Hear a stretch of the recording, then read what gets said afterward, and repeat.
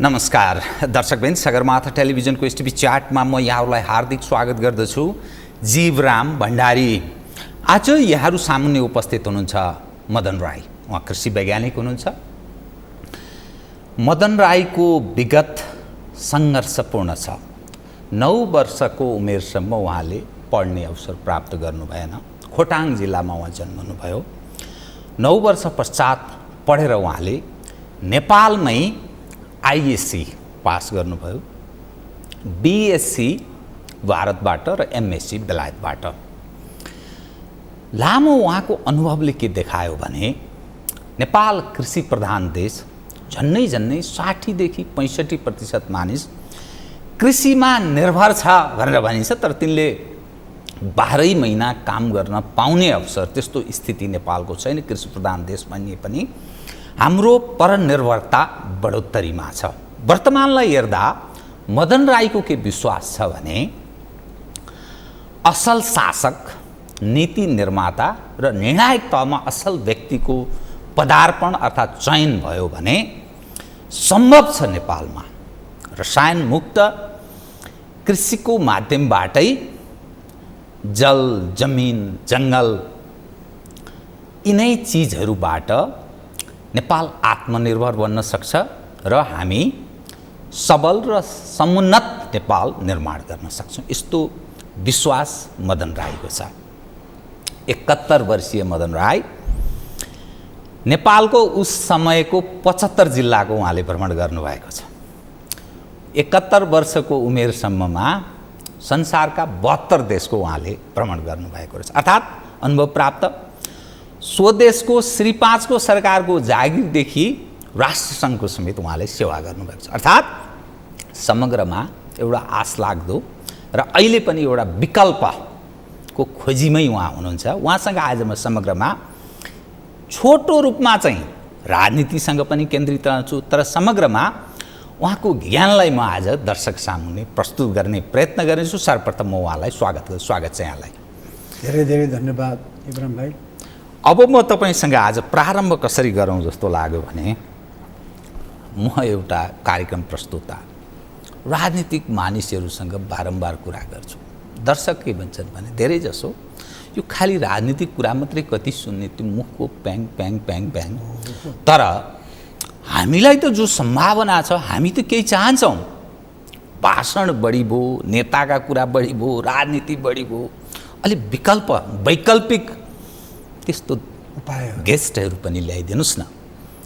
त्यसै कारण मैले तपाईँलाई अनुरोध गरेँ, तपाईँ आइदिनु भयो, बहुत धन्यवाद छ। अब विषयलाई, तपाईँ नेपालमा सम्भव छ आत्मनिर्भर बन्न, रसायन मुक्त उत्पादनको सम्भव छ, रसायनको प्रयोग नगरिकन, यस्तोमा विश्वास गर्नुहुन्छ।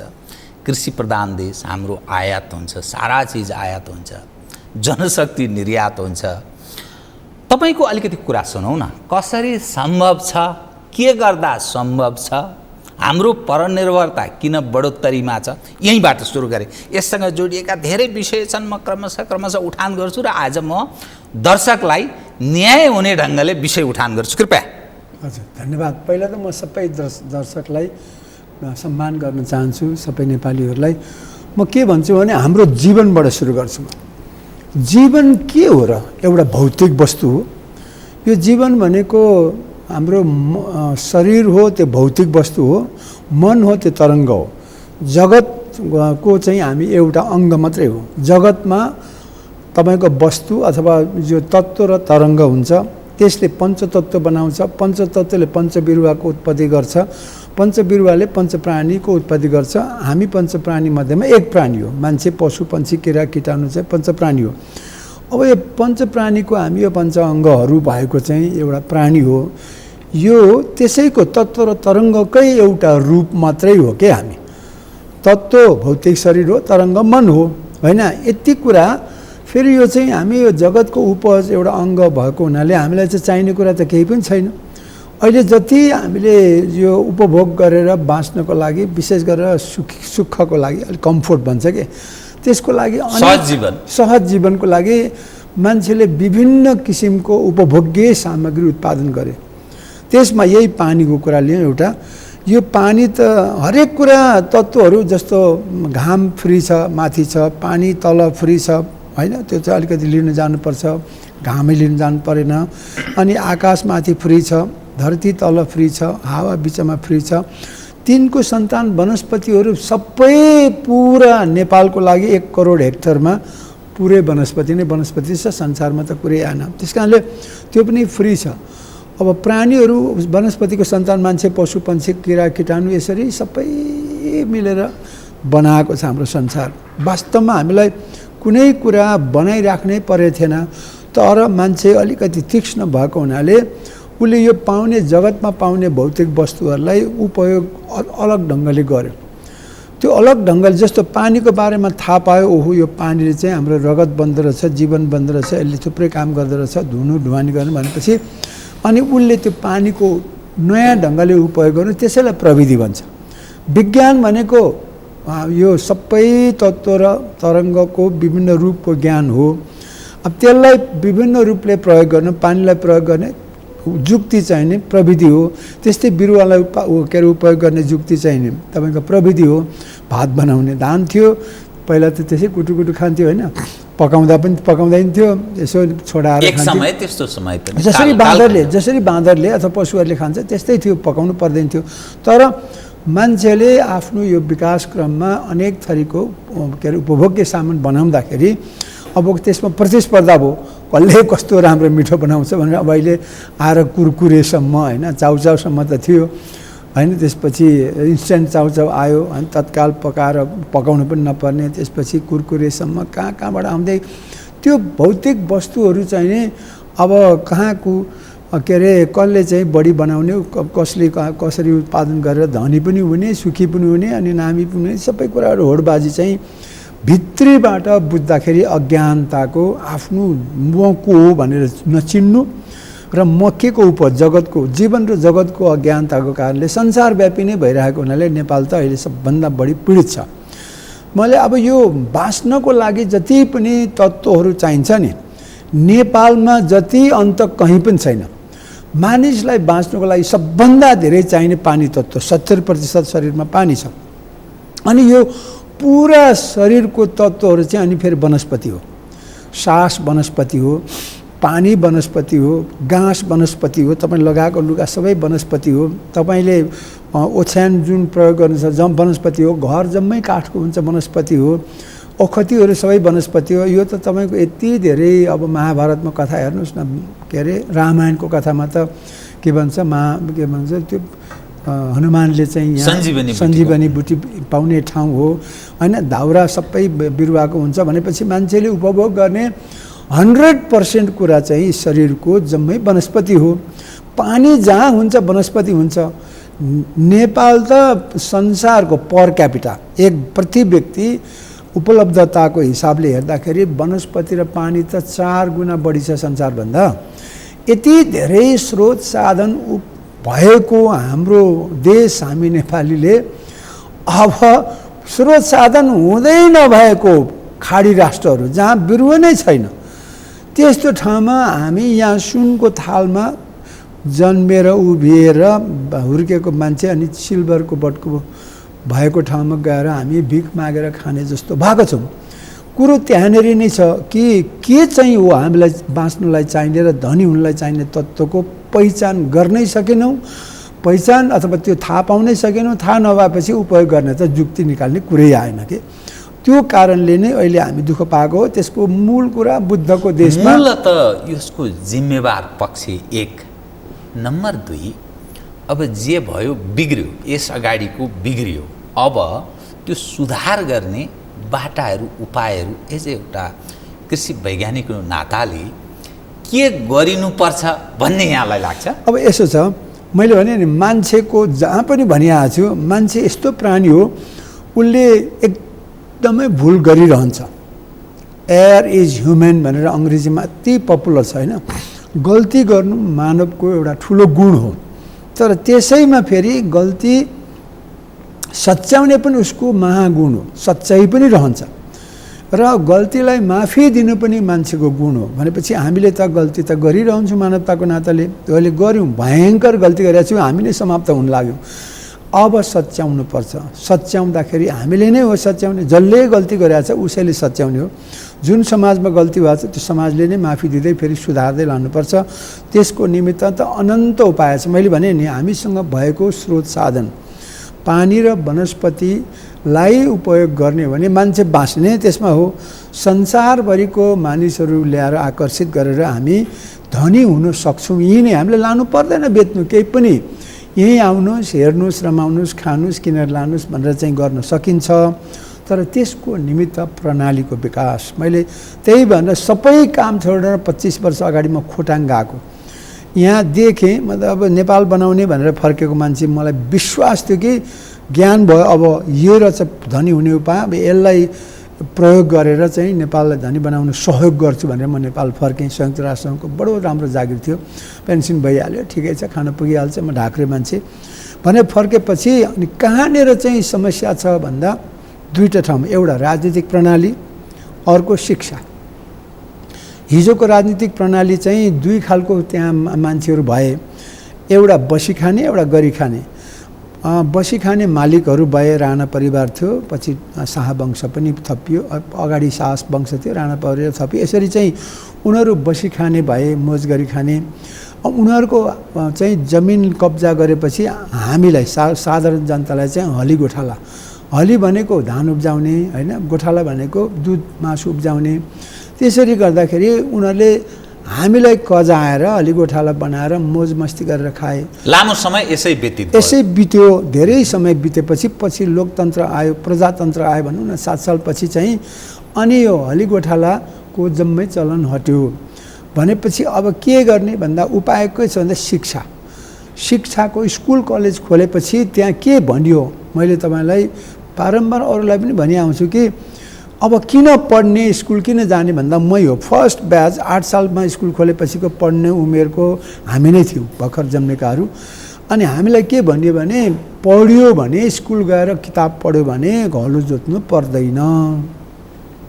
के भन्छ, मालिक भइन्छ, ठुलो मान्छे भइन्छ, अब केही दुःख गर्नु पर्दैन भनेर चाहिँ हाम्रो शिक्षाको सुरुवात त्यहीँबाट हाम्रो गल्तीहरू सुरु भयो। स्कुलिङ नै गलत ढङ्गले हुँदै एक्ज्याक्टली। अब प्रणाली त सुधार भएको थियो, तर प्रणालीको सुधारको साथसाथै शिक्षा, मैले भने नि जे जान्दछ त्यो सिकाउँदछ, जे सिक्दछ त्यो जान्दछ, जे जान्दछ त्यही गर्दछ। हामीले चाहिँ जान्यौँ कम, के भने हाम्रो चाहिँ केवल त्यस बेला चाहिँ त्यो क्रान्ति गर्ने हुन्छ नि, राजनीति गर्ने नेतृत्वले चाहिँ त्यसमा भाँति पुर्याएन के। अब बिपी कोइरालालाई के दोष दिने, उनले त प्रयास गरेकै होला, तर पनि त्यति बेलै बिपीले पनि भनिदिनु बाबा अब यो हामी मालिक हुने होइन है, हामी त मालिक त भयौँ देशको, हामी सबै जनताको आफ्नो मालिक आफै भयौँ, तर आफै स्वावलम्बी भएर गर्नुपर्छ भनेर उहाँले आह्वान त गर्नुभयो, एक एक हल गोरु यस्तो यस्तो किसिमले भनेर। तर पछि चाहिँ यो जुन मासले चाहिँ के भन्छ, अब किताब पढेपछि काम गर्नु पर्दैन, हलो जोत्नु पर्दैन भन्ने चलन चाहिँले जितेर लग्यो। लाँदाखेरि के भयो त, राजनीतिक प्रणाली त्यही राम्रै भए पनि यो किताब पढ्नेहरूले ठालु बन्ने भयो। जस्तो मैले बिएससी अथवा अलिकति एसएलसी गर्ने बित्तिकै म एकदम घमण्डी हुन थालेँ। ओहो मैले त पढेको छु नि, मैले हलो जोत्नु हुँदैन। म स्कुल गएको दिनदेखि तपाईँको त्यहाँ घाँस काट्नु जानु मन लाग्दैन थियो, लाज लाग्थ्यो। कतै मलाई गिल्ला गर्छ कि यो किताब पढ्नेले पनि घाँस काट्छ, किताब पढ्ने पनि हलो जोत्छ, हलो बोक्नु डर लाग्थ्यो अनि लाज लाग्थ्यो, कोदालो बोक्नु, किनभने म ठुलो भइसकेको थिएँ। पहिला त केही पनि डर लाग्दैन थियो, लाज लाग्दैन थियो। यो क्रम चाहिँ जारी भएर तपाईँको 60 वर्षमा त ध्वस्त भइहाल्यो।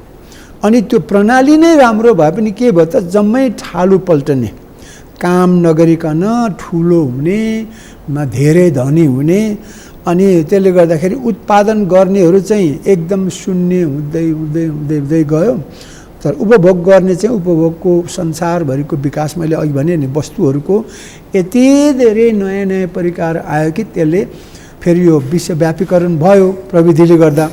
त्यसमा चाहिँ पनि WTOमा गइसकेपछि त सारा संसारको जति पनि उत्पादन आविष्कारहरूको उत्पादन भौतिक वस्तुहरू थुप्रिएपछि त्यो त सबैलाई माग गर्ने नै भयो।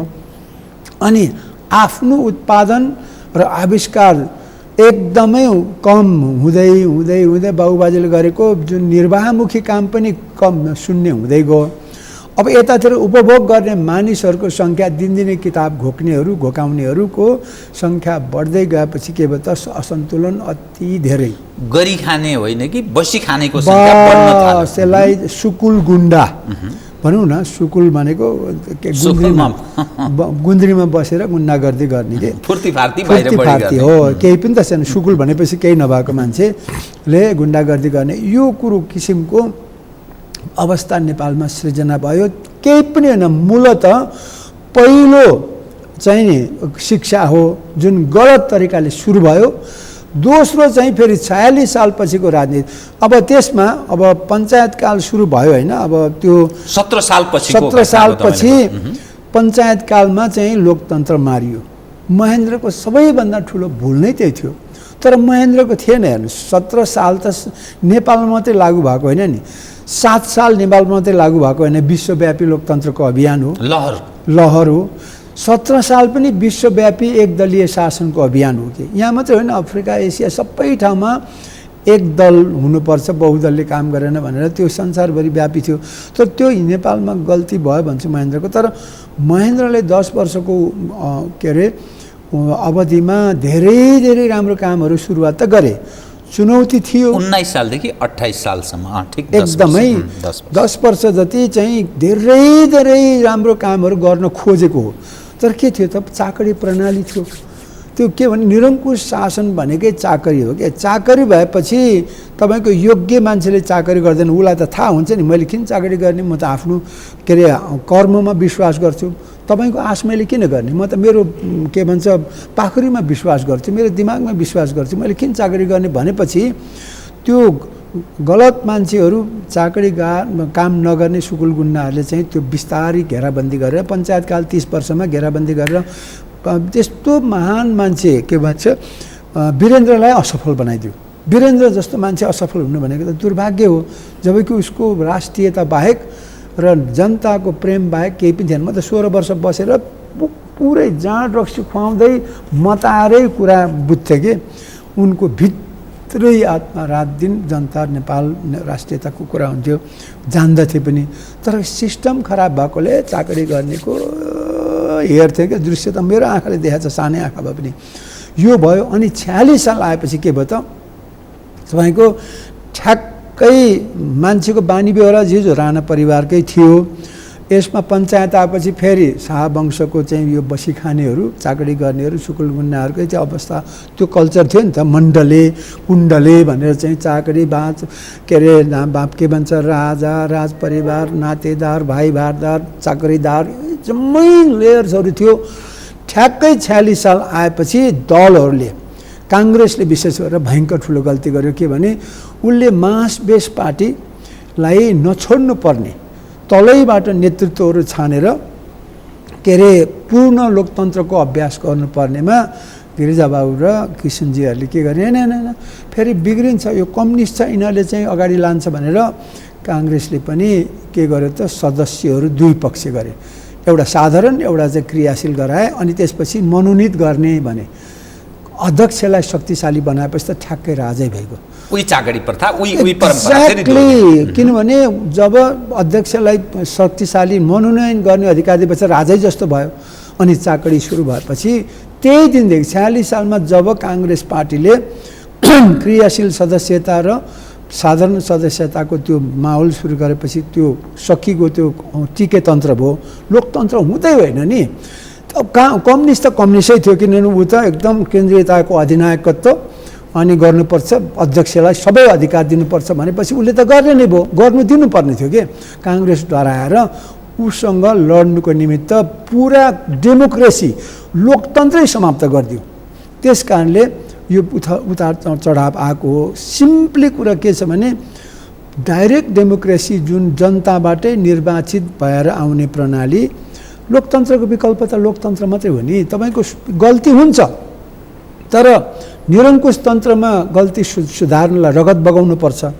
तर लोकतन्त्रमा त ट्याक्कै 3 वर्षमा मतको आधार, जस्तो काङ्ग्रेस चुनाव हुन्छ, काङ्ग्रेसको 3 वर्षमा गल्ती भएको चाहिँ त्यही 3 वर्षमा ट्याक्क मतदान हालेपछि सकिहाल्छ। अनि देशको चाहिँ जति शासन प्रणालीको लागि चाहिँ केही गल्ती गर्यो भने 5 वर्षपछि टक्क मध्येपछि त केही गर्नै परेन नि, सुधार हुन्छ। यही नै चलिआएको छ संसारभरि। तर मैले यहाँको एउटा म एक विषय उठान गर्न चाहेँ। नेपाल प्राकृतिक हिसाबले हराभरा सबै यही नै छ। त्यस्तोमा तपाईँ विश्वास गर्नुहुन्छ? छ पनि, म त त्यसको विज्ञ हुँ। र तर अहिले जो ग्लोबल भिलेज भन्छ नि, संसार एक गाउँ जस्तो भएको छ। नेपालले अनेकौं अभिसन्धिहरू सम्झौताहरूमा हस्ताक्षर गरेको छ। बाउन्ड्री लेस एक देशको सामान अर्को देशमा जान्छ। हामी जस्तो साना देशले ठुला देशहरूसँग प्रतिस्पर्धा गर्ने सम्बन्ध त्यो उनीहरूसँग प्रतिस्पर्धा गरेर हाम्रो उद्योग धन्दा व्यापार व्यवसायलाई बचाउन सम्भव छैन भन्ने एउटा धारणा यस्तो राखिँदो रहेछ। दोस्रो के देखिन्छ भने तपाईको आफ्नै जीवनकालमा तपाईको यसो बायोग्राफी मैले हेरेको थिएँ, के देखिन्छ तपाईको जीवनमा भने एकपटक झन्नै काङ्ग्रेसमा तपाईँ लटपटिएको, तान्जानियामा मार्क्सवादीहरूको शासन सत्ता देखेर कम्युनिस्ट उपर तपाईलाई वितृष्णा जागृत भएको, अनि नेपालको जुन पछिल्लो अवस्था हेर्दा तपाईँ विकल्पको पनि खोजी गरिरहेको, यस्तो खालको तपाईको एउटा आकांक्षा राख्ने 71 वर्षको हुनुभयो अघि, तपाईँ त्यो सम्भावना पनि नेपालमा अझै देखिरहनु भएको छ। अनि तपाईले अब के गर्दा चाहिँ तपाईले ठीक गर्न सकिएला त? किनभने जनमत छ यी उपयोग भएका 7 सालदेखि अहिलेसम्म प्रयोगमा आएका, निष्फल भएका, असफल भएका त्यही मानिसहरू, त्यही सिस्टम, त्यही व्यवस्थाका प्रवर्तकहरूको उपस्थिति छ। अब के गर्ने ल बताइदिनुहोस् त?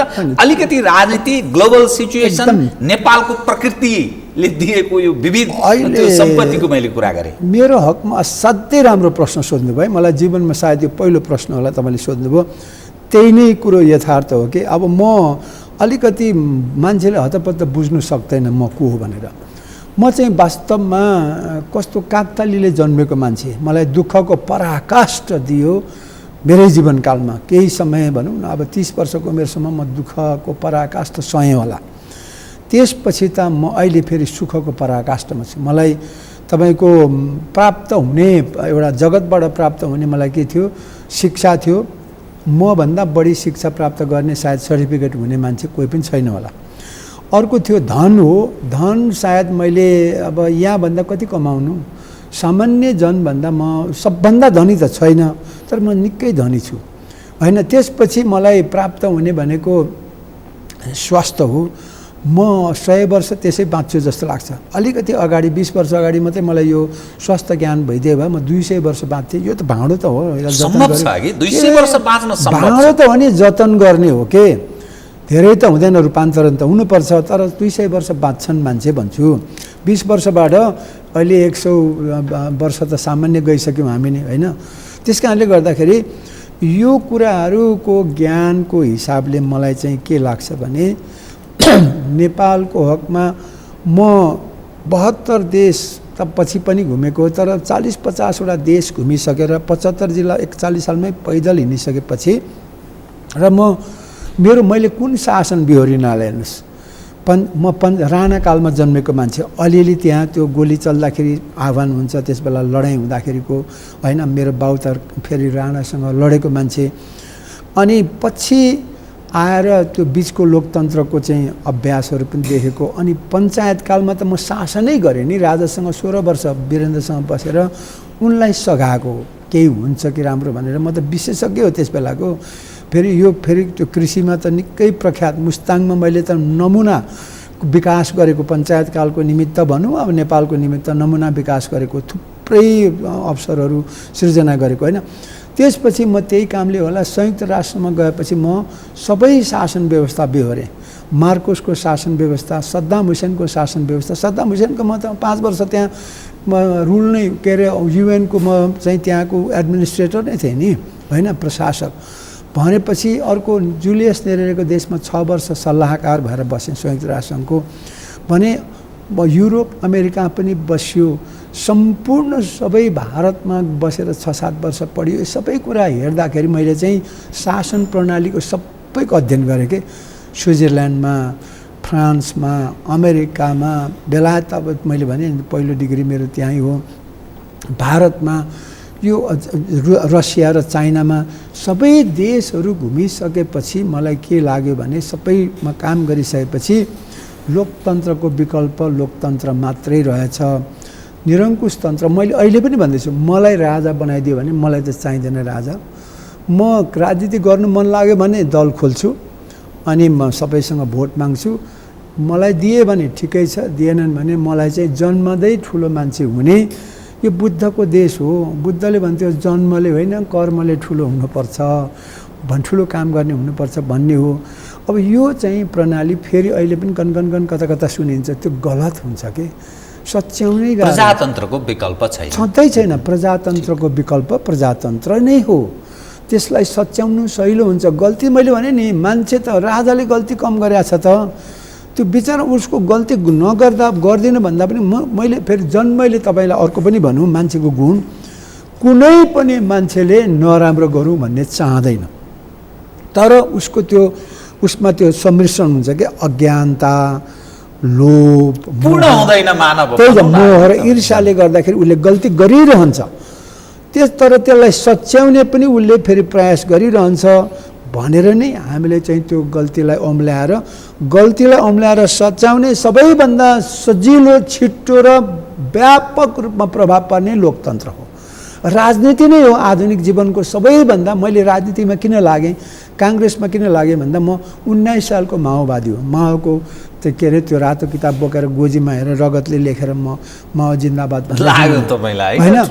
तर संसारभरि बुझ्दै गएपछि ग्रन्थहरू मैले पोलिटिकल साइन्समा मास्टर्स डिग्री गरेँ होइन, हेर्दाखेरि मलाई हाँस उठ्यो र सबै शासन प्रणाली हेरेपछि लु यो हुन्न। नेपालमा मैले फेरि पनि भन्दैछु, कम्युनिस्ट पार्टीलाई सिद्ध्याउनु अथवा उसलाई चाहिँ दबाएर राख्नुको लागि काङ्ग्रेसै कम्युनिस्ट भयो। अनि कम्युनिस्ट पार्टीहरू काङ्ग्रेस भयो किनभने उनीहरू पनि अब अलिकति लोकतान्त्रिक हुनुपर्छ भनेर गर्दाखेरि यहाँनिर न लोकतन्त्र भयो न निरङ्कुश तन्त्र भयो, यहाँ त पक्का के भन्छ यसलाई खिचडी तन्त्र भयो।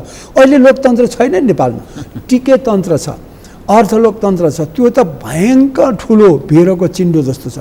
त्यसै कारणले पनि शासन प्रणाली पहिले त चिन्डो जस्तो, अहिले त भिरको चिन्डो, यहाँ कहाँनिर पोलिटिक्स नै छैन। अहिले त मनपरी तन्त्र भन्छ क्या त्यसलाई, माथि लट्किएको छ, जे गरे पनि हुने। त्यस कारणले अहिले पोलिटिक्स नेपालमा एक्जिस्ट नै छैन, अहिले त कन्फ्युजन मात्रै एक्जिस्ट छ। त्यस कारणले रियल पोलिटिक्स, रियल डेमोक्रेसीको एक्सर्साइज अब आउनुपर्छ। त्यसको विकल्पको लागि खोजेर बसेको छु म होइन। अब मैले यो चाहिँ हुन्छ र हुनुपर्छ, भएन भने नेपालको दुःख त कसैले मेट्नै सक्दैन। यस्तो समृद्धिशाली देश, तपाईँले अघि भन्नुभयो कम्पिटिसन छ, ग्लोबलाइजेसन भइरहेछ भन्छ, त्यही त नेपालको लागि अवसर हो। किन थाहा छ? किनभने मुख्य प्रतिस्पर्धामै अवसर सम्भव। एक्ज्याक्टली, किनभने हामीसँग त मूल स्रोत, यो प्रकृतिले दिएको मूल स्रोत पानी र बिरुवा यहाँ भएपछि त त्यसपछि भूगोल सर्वोच्च हाम्रो बुद्ध होइन को चाहिँ यहाँ शान्तिको सन्देश यो, अनि यो पानी, वनस्पति, सगरमाथा र बुद्ध, यति चार कुरा भएपछि मान्छेको जिज्ञासु हुन्छ। मान्छे त जति अहिले प्रविधिले गर्दाखेरि संसारको भनौँ न, अमेरिकाबाट 3 घन्टामा 1 घन्टामै आइपुग्ने सम्भावना भइसक्यो। मान्छे घुमिरहन्छ, एक ठाउँमा त बस्दैन। आउँदाखेरि हेर्ने ठाउँ भनेको प्रकृतिमा नेपाल हो होइन। त्यसकारणले नेपालमा आउनुको लागि आउनुहोस्, खानुहोस् भनेर मैले भने 7 करोड मान्छे यहाँ आए भने 20 दिन मात्रै बस्यो भने अर्ग्यानिक खाना खुवाउन सकिन्छ। नेपालीहरू 3 करोडलाई पुरा अर्ग्यानिक खुवाउन सकिन्छ। अझै 7 करोड आयो भने त हामीलाई 2-4 करोड त मान्छेहरू कामदार चाहिन्छ। अहिले हामी 50,000मा काम गर्दैछौँ, पछि 1 लाख 2 लाख दिएर हामी यही कामदार बोलाउन सक्छौँ। त्यति धेरै सम्भावना छ। उनीहरूले हेर्नु आउँदा त 20 दिन बस्दा खानु परेन, लाउनु परेन, पैसा वाल हुन्छ, जति पनि दिन्छ। फेरि हामी त पुरा अर्ग्यानिक दिन्छौँ, जे हेर्दा पनि राम्रो छ, जे बनाउनु पो सकेको छैन। मेरो घर र मेरो संस्था त मैले जापान जस्तो बनाइसकेँ त, हेर्नुहोस् न आउनुलाई। भनेपछि त्यही ठाउँमा हिजो कोदोबारी थियो, हिजो मकैबारी थियो, मकै नै बेग्लै ढङ्गले लगाइसक्यो। त्यही ठाउँमा मेरो त्यहाँ ढोलाइटीमा सामान्य केही पनि त थिएन, रुखो ठाउँ थियो, अहिले कति धेरै मलिलो भएको छ। भनेपछि सिङ्गापुर पिउने पानी र रोप्ने जमिन नभएको ठाउँ सुन्दर छ। स्विजरल्यान्ड जहाँ 3 महिनामा त्यो बाली हुन्छ, यति राम्रो सुन्दर छ। इजरायल जहाँ केही त छैन, पानी पनि छैन, माटो पनि छैन, संसारकै सबैभन्दा राम्रो ठाउँ, त्यो 3टै ठाउँमा देखेपछि र म बसेर भोगेँ सिकेपछि थाहा भयो कि नेपाल त स्वर्गको महास्वर्ग हो। यसलाई सजाउन त तपाईँको कति इजरायललाई 100 दिन लाग्यो भने हामी त 100 घन्टा पनि लाग्दैन। ठिक व्यक्तिको हातमा डाडु पनि भात भान्सा उसले प्राप्त गर्ने स्थिति आयो भने हुन सम्भव छ। त अब एउटा सही नीति, सही मान्छे, सही राजनीति, त्यसको सही नीति र सही मान्छे हुने बित्तिकै नेपाल पढ्नलाई त मैले भने नि अमेरिकालाई 100 वर्ष लाग्यो भने यहाँ 10 वर्ष पनि लाग्दैन। हिमाल, पहाड र तराई यो 3 खाले छ। जस्तो हिमालको एक खालको छ, पहाडको एक खालको, तराई, यो 3टालाई हामी कसरी उपयोग गर्न सक्छौँ? शासकको त्यो कमसे कम त्यो घैँटोमा घाम लागोस् भन्न खोजे कि कसरी सम्भव छ बताइदिनुहोस् त, उपयोग कसरी गर्ने? यो बुद्धको देशमा अज्ञानताले ग्रस्त देश हो हामी। बुद्धको देश, बुद्ध ज्ञानी मान्छे हो, अज्ञानता सबभन्दा ठुलो समस्या हो है पृथ्वीमा। मानिसहरू चिन आफू को हो भनेर गएको मान्छे, हामी जतिको अज्ञानी कोही छैन। हिमाल हुनु, पहाड हुनु, तराई हुनु र हिमाली हुनु, पहाडी हुनु, तराई हुनु, त्यही त हो हाम्रो सम्पत्ति। एकै खालको भयो भने त अमेरिकनहरू किन आउने यहाँ? हामी एकै खालको, हामी अमेरिका किन जाने? त्यही अलग अलग खाले के खाले रहेछ भनेर हेर्नुहुन्न। तपाईँ नै यसो विचार गर्नुहोस् त, तपाईँ रुम्जाटारदेखि खोटाङमा केही छ कि रुम्जाटारदेखि काठमाडौँ केही छ भनेर आउनु भएको होइन? त्यही अलग खाले, भिन्न खाले हेर्नै त हो संसारमा। जिज्ञासै भनेको त्यही हो। नेपालको ठुलो सम्पदा त त्यो हिमाल मात्रै होइन कि हिउँ भएको, त्यहाँ बस्ने हिमाली मान्छे महत्त्वपूर्ण हो। त्यो हिमाली मान्छेको संस्कृति महत्त्वपूर्ण। संस्कृति भन्दा त चेन्ज हुँदै जान्छ, तर त्यो विकसित भएको त्यो त्यहाँको भूगोलको कारणले गर्दाखेरि अमेरिकाको भन्दा फरक हुन्छ के, तल मधेसको भन्दा फरक हुन्छ, किनभने त्यहाँ त चिसो हुन्छ। हिजोको भन्दा पनि आज नौलो भए पनि तराईको भन्दा फरक हुन्छ के। त्यो हिमालको भन्दा तराईको संस्कृति, पहाडको संस्कृति फरक हुन्छ, किनभने हावा र पानी होइन र वनस्पतिको आधारमा हाम्रो संस्कृति बन्छ, नौलो बन्छ, बनाउनु पनि पर्छ। ती कुरै हेर्नु, भोग गर्नु, रमाउनु र आफ्नो समयलाई आनन्दपूर्वक गुजार्ने। आखिर हामी सबै पृथ्वीको मान्छे काल न कुर्दैछौँ। काल कुर्दा अल्मलिनु परेन?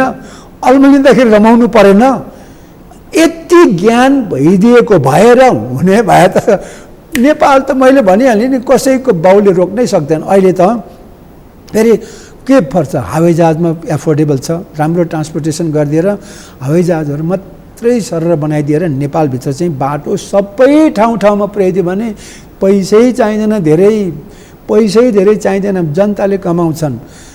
सबैभन्दा ठुलो मैले भने प्रणालीको विकास र शिक्षाको विकास गरिदिएर सही मान्छेले त्यो प्रणालीमा सही नीति र सही मान्छे आउने बित्तिकै छ, हामी छौँ सबै, तर देख्ने टाइम लाग्छ। मैले भने नि त्यो त निर्वाचनले मात्रै, राजाले आएर सच्याउँदैन, ज्ञानेन्द्रले सच्याउँदैन। तपाईँ नआउनुहोस्, दल खोल्नुहोस्, तपाईँ राजनीति गर्ने भनेर को हुनुहुन्छ, मेरो प्रार्थना छ तपाईँले राजालाई नउक्साउनुहोस्।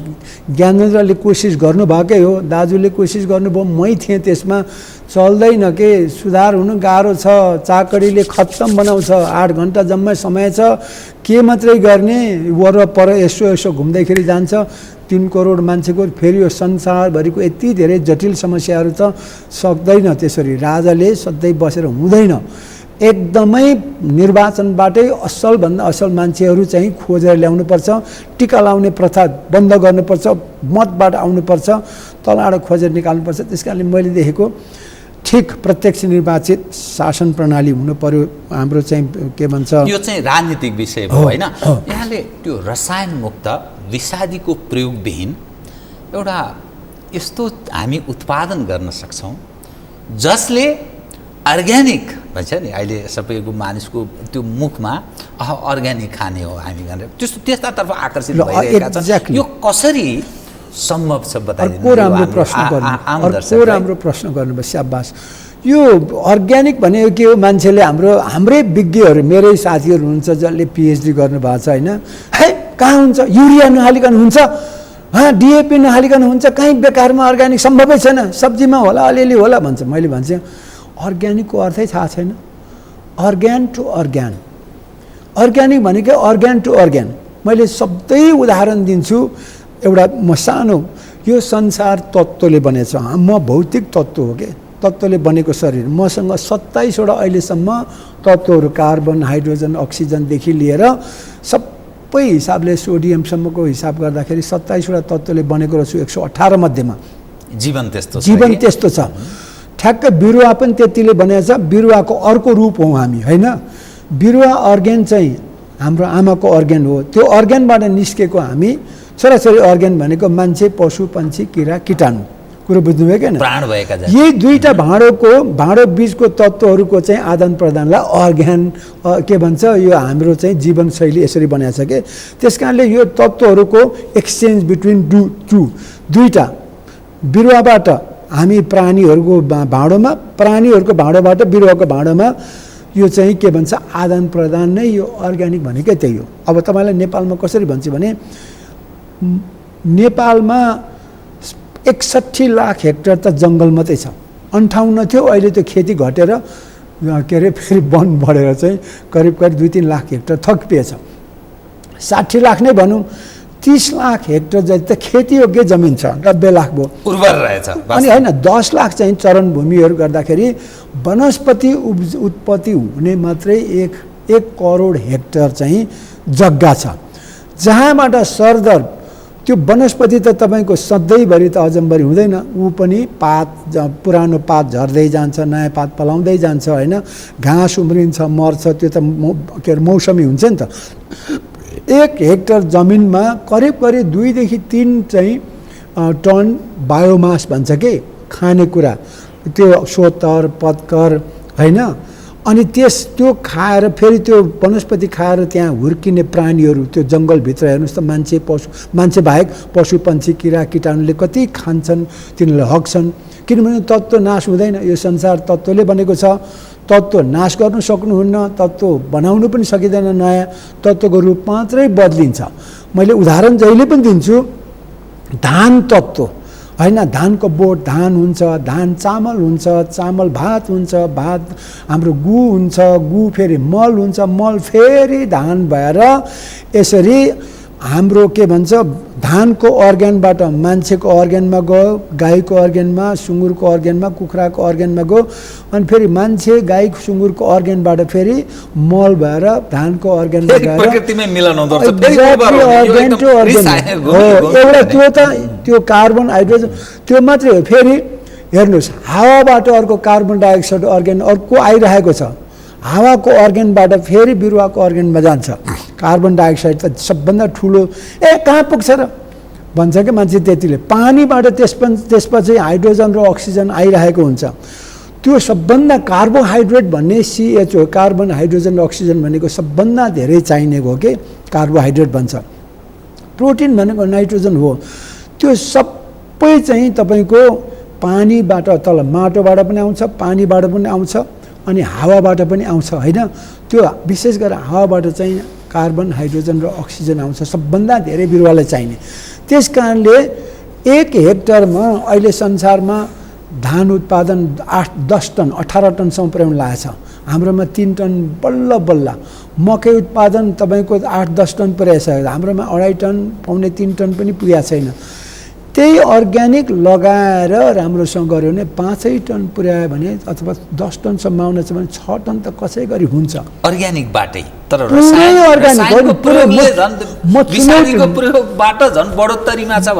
चुनौती दिन्छु तपाईँको 1 करोड हेक्टरबाट 3 टन मात्रै निस्क्यो प्रति वर्ष, सबै जुन बङ्गालको खाडीमा जान्छ। पार्सियली अलिअलि मात्रै धान खेतीमा गएर, धान खेतीमा मल नहाल्दा पनि धान 2-3 टन 4 टनसम्म फल्ने अहिलेसम्म जसले भल पानी हाल्छ।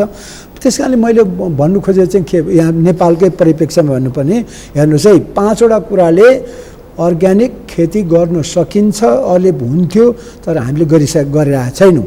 गाउँघरमा मेरै बाउले भन्थ्यो, तैँले यसो गर भन्नुहुन्थ्यो, तर म विज्ञ भएर पनि कहिलेकाहीँ पत्याउँदिन्थेँ। नेपालमा खास चाहिँ नै अर्ग्यानिक गर्न सक्ने सजिलै अहिले पनि छ के भने भल पानी, सबैभन्दा धमिलो पानी भल पानी हुन्छ नि सर र माथिबाट आउँछ जम्मै त्यो के हो त्यो भल पानी भल छोप्नुपर्छ भन्छ नि भल आएको बेलामा मलिलो सुन्नुहोस् है यो छलफल त लामो हुन्छ कुनै विषयमा कुनै विषयमा कुनै दिन चाहिँ लामो कुरा गरौँला तर पनि मैले त्यो भल पानीमा के हुन्छ पत्कर पात झरेको सोतर सुकेको हो कि होइन तपाईँ हामी त गाउँको मान्छे पत्कर सोतर त्यहाँनिर सबै जनावरहरूको के हुन्छ गोबर पिसाब अनि मरेको चाहिँ सिनुहरू हुन्छ कि हुँदैन अनि अरू मान्छेले त्यहाँ अरू के भन्छ फालेको फोहोरहरू यी सबै कुरा मिसिएर भल पानी हुन्छ त्यो भल पानी मात्रै राम्रोसँग चाहिँ के अरे खेतीमा चाहिँ तपाईँको राम्रो डोरायो भनेदेखि हाम्रो पटाइयो भने अर्थात् त्यस खेतभित्र उलिदियौँ भने खेतीपातीमा उलिदियौँ भने तर अहिले मैले कति भने सरकारलाई त्यो अनुसन्धान गरौँ न कहाँ हुन्छ त्यस्तो भन्छ उनीहरू खालि सजिलो युरिया ल्याएर त्यसको इम्प्याक्ट थाहा छैन के अरे फस्फोरसको जम्मै तपाईँको खत्तम भइसक्यो पहाडहरू खत्तम भइसक्यो अब 50 वर्षपछि फस्फोरस नै पाइँदैन सकभर रसायनको प्रयोग नगरौँ युरियाको प्रयोग नगरौँ विषादी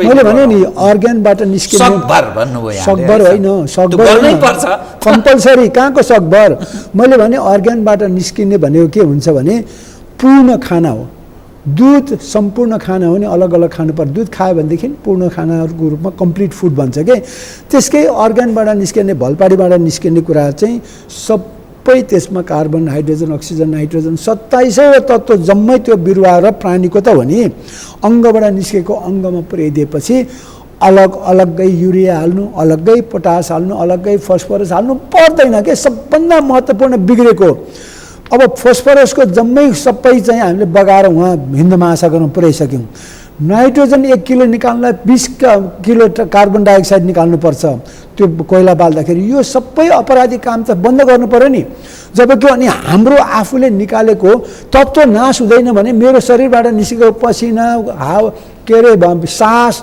त्यसपछि पिसाब गुले मलाई खान पुग्छ कि नाश हुँदैन भने त्यो त चक्रमा लगाएपछि पुगेन कहाँ जान्छ त्यो मैले खाएको तपाईँको यो एउटा दृष्टिकोण पनि सुनौ न जो सीमा पारीबाट जुन चिजहरू आउँछ नि त्यो के अहिलेको यो शासक वर्गले त्यो के कम्प्लिट रोकिदिनुपर्छ र हामीले आन्तरिक उत्पादनमा यो एउटा प्रयत्न भगीरथ प्रयत्न भन्छ नि त्यो गरिहाल्नुपर्छ भन्ने दृष्टिकोण रोक्नै सक्नुहुन्न किनभने तपाईँले हात त सही गरिसक्नुपर्छ WTO-मा गइसक्यो कुनै पनि वस्तुलाई विदेशको होस् या स्वदेशको समान उपचार गर्नुपर्छ अथवा मान्नुपर्छ अमेरिकामा उत्पादन गएको साग र हाम्रोमा उत्पादन गएको साग एउटै हो भनेर चाहिँ हामीले त्यसलाई उपभोग गर्नुपर्छ बजारमा चाहिँ विषादीका सामान त बाहिरबाट धेरै नेपालमा जनप्रवेश गरिरहेको तर यसो छ विषादी होइन कि त्यो खराब छ हाम्रो देशको सबैलाई प्राणीलाई मान्छेलाई पशुपन्छीलाई बिरुवालाई त्यो हानिकारक छ भनेदेखि ल्याउनु हुँदैन त्यो उनीहरूले पनि त्यसरी जबरजस्ती गर्न पाइँदैन तर नियमित रूपमा त्यसले फाइदा गर्छ भनेदेखि त्यो भाउको रूपमा त्यो चाहिँ के अरे रोक्नु पाइँदैन त्यो भइसक्यो तर पर्दैन पनि आएको फरकै राम्रै छ नि हामीले यही नै सस्तोभन्दा सस्तो राम्रोभन्दा राम्रो स्वस्थभन्दा स्वस्थ उत्पादन गरेर मैले अब यहाँ अर्को उपाय भन्नु खोजेको चाहिँ के भने अब अर्को उपाय चाहिँ छ हामीले उनीहरूको बजारमा चाहिँ बिक्री गरेर फाइदा लिन सक्दैनौँ भने जो खाने मान्छे छ नि उनीहरूलाई आउनुहोस् है यहाँ खानु पनि आउनुहोस् हेर्नु पनि आउनुहोस् रमाउनु पनि आउनुहोस् भन्छ आउँछन् आम्दानीको मूल स्रोत बन्न सक्छ अनि त्यसपछि त उनीहरूले म त तपाईँ नेपालकै खानुहोस् किनभने हेर्नुहोस् यहाँ उब्जेको छ यस्तो प्योर छ यत्रो हिमालयबाट बगेको पानीमा यस्तो राम्रो छ ओहो कति पैसा पर्छ 1000 रुपियाँ पर्छ अनि अमेरिकामा कति पर्थ्यो 500 रुपियाँ पर्थ्यो यहाँ डबल पर्ने रहेछ तर त्यहाँ तपाईँहरूले बिख हाल्नुहुन्छ यहाँ छैन नि तपाईँलाई त्यो 1000 होइन 10,000 को नाफा हुन्छ 1 लाख को नाफा हुन्छ यो छ भन्ने बित्तिकै त उनीहरू त हो भने त म त लिएर पनि जान्छु भनेर लिएर जान्छ हेर्नुहोस् न पछि त्यो फेरि मैले 1000 पर्दा पनि पर्दैन यहाँ भयो भने हाम्रो ट्रान्सपोर्टेसन कस्टहरू उनीहरू आफै जहाँ उत्पादन हुन्छ त्यहीँ हुन्छ र नेपालको चाहिँ अब नेपालको मात्रै होइन संसारकै व्यापार चाहिँ अब के हुनुपर्छ भने उत्पादनलाई मूल बजारमा लान्थ्यो होलसेल मार्केटमा रिटेलरमा लान्थ्यो पहिलाको उत्पादन प्रणाली ठुल्ठुलो फ्याक्ट्रीहरू बनाउँथ्यो अब त त्यो चेन्ज हुँदै हुँदै घर घर पुगिसक्यो अब उत्पादन गर्ने ठाउँबाट बजार लाने होइन कि बजार चाहिँ उत्पादन गर्ने ठाउँमा पुग्नुपर्छ, त्यो त अब प्रणाली चेन्ज हो नि। जमिन जङ्गल प्रकृति यही चिजबाट सबै चिज जल जमिन जङ्गल नै प्रकृति हो। यही पेरिफेरीमा सबै चिज छ। अब म कार्यक्रमको ठिक अन्त्यमा आएँ, तपाईँसँग घन्टौँ कुरा गर्न सक्ने समय पनि त्यस्तै हुन्छ। तपाईँले 71 वर्षको हुनुभयो, ठिटो देखिनुहुन्छ है तपाईँ, खानपान 17 वर्षको जस्तो लाग्छ, सब तपाईँको गजब छ, स्वस्थ देखिनुहुन्छ। 100 वर्ष म यसै बाँच्छु होला भन्ने तपाईँले कल्पना गर्नुभयो। 200 वर्षमा मानव जाति बाँच्न सम्भव छ भनेर भन्नुभयो। अब हाम्रो संस्कृति संस्कार कस्तो भने लाउरे संस्कृति, पलायन, नेपाली साराका सारा जन्ने 80 लाख मानिस युवा जनशक्ति विदेशमा छन्, हाम्रै सन्तति तपाईँकै सन्तति पनि बाहिर गएको छ। अब यो बताइदिनुहोस् एकदम छोटकरीमा है, मानिस कसरी 200 वर्षमा बाँच्न सक्छ भन्ने तपाईँलाई त्यो विश्वास लाग्यो? एकदम कार्यक्रमको अन्त्यमा प्रश्न। सुन्नुहोस्, अहिले देश त अस्पतालमय भएको छ। हेर्नुहोस्, किताब घोकाउने स्कुलमय भएको छ, अनि त्यसपछि अस्पतालमय भएको छ, चाउचाउमय भएको छ। यो सबै कुराहरू चाहिँ अपराधिक हो, अथवा मैले भने अपराधी त नभनिहालौँ, अथवा अत्यन्त अज्ञानी सोच हो। अस्पताल भनेको नेपालमा बढीमा 7वटा प्रदेशको एउटा प्रदेशमा न त एउटा अस्पताल भयो जहाँ कि 50-100 जना विशेषज्ञ डाक्टरहरू राखेर जो बिरामी हुन्छन्, अति धेरै एक्सिडेन्ट भयो, एक्सिडेन्टहरू धेरै हुन्छ, त्यस्तो केसलाई र क्रोनिक केसलाई ल्याएर चाहिँ उपचार गर्ने हो। डाक्टरहरू त हाई स्कुलमा जानुपर्छ।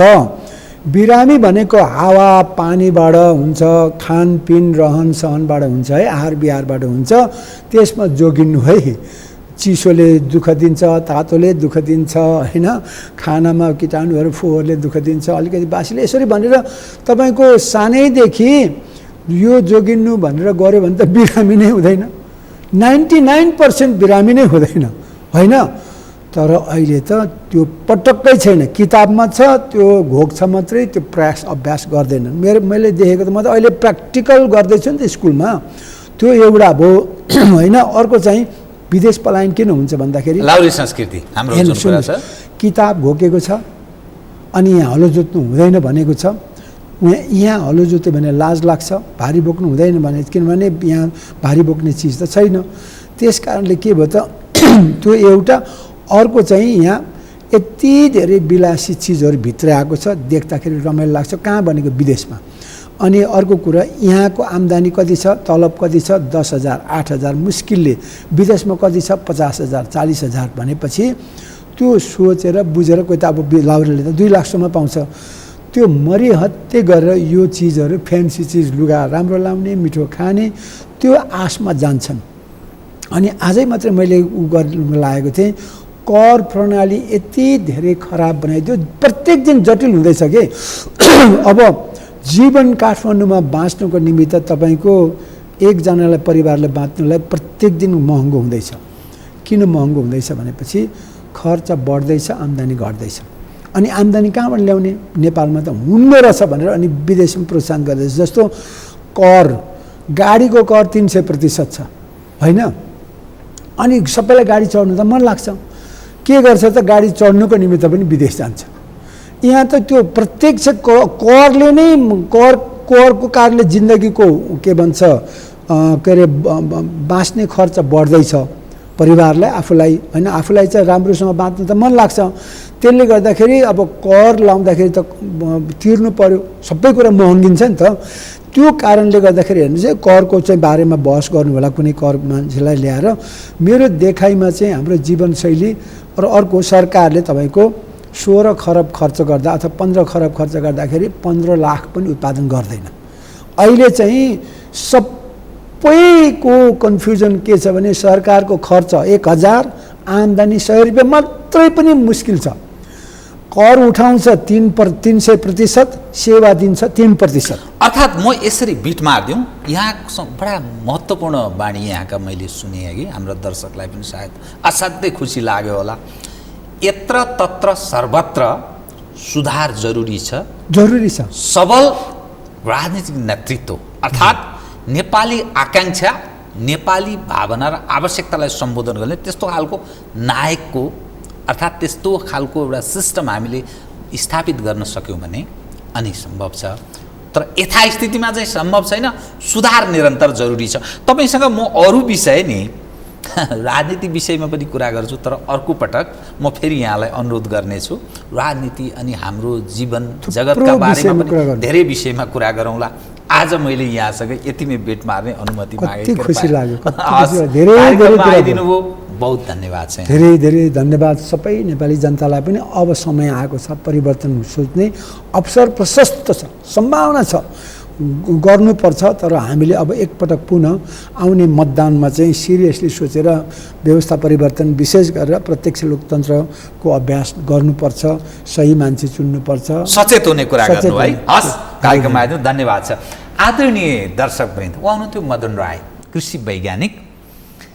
पछिल्लो स्थिति, हाम्रो आर्थिक अवस्था, खानपान, आहार विहार कसरी सुध्रने यावत विषयमा कुराकानी गर्दै म लगायत मेरो सम्पूर्ण युनिटलाई कार्यक्रमबाट बिदा दिनुहोस्। तर सगरमाथा टेलिभिजन हेर्दै रहनुहोला। नमस्कार।